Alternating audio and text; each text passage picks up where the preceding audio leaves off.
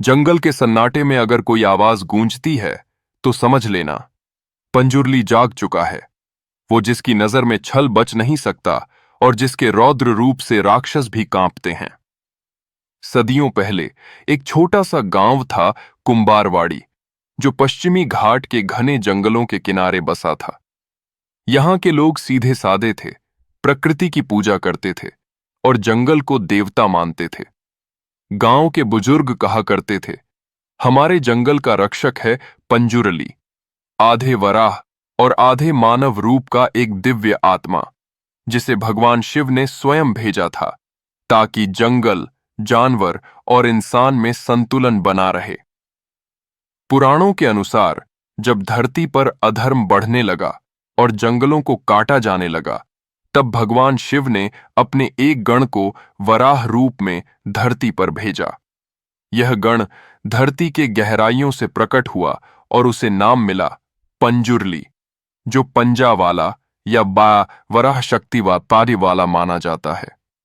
वो न तो पूरा इंसान था, न ही पूरा पशु। उसका चेहरा वराह का, शरीर ताकतवर मानव का और आंखों में जंगल की गहराई जैसी चमक थी। वह रात के समय गांव के आसपास गश्त करता, बुरे आत्माओं को भगाता और जंगल की रक्षा करता। एक बार गांव में एक लोभी जमींदार आया जो जंगल की लकड़ियों से व्यापार करना चाहता था। उसने रातों रात दर्जनों पेड़ कटवा दिए। अगली सुबह जंगल में एक अजीब सी सड़ांध फैली और गांव में बीमारियां फैलने लगीं। गांव के पुजारी ने देवता से प्रार्थना की और उस रात गांव के मंदिर में एक तेज आंधी चली। मंदिर का दीपक अपने आप जल उठा और पुजारी पर एक शक्ति ने प्रवेश किया। वो था पंजुर्ली।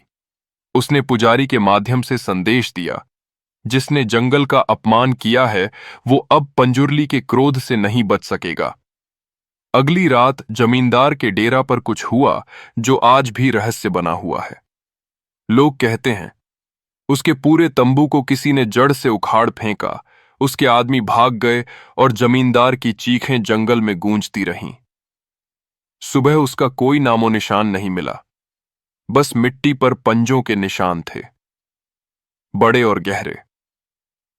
उस दिन के बाद गांव वालों ने फिर कभी जंगल को नुकसान नहीं पहुंचाया।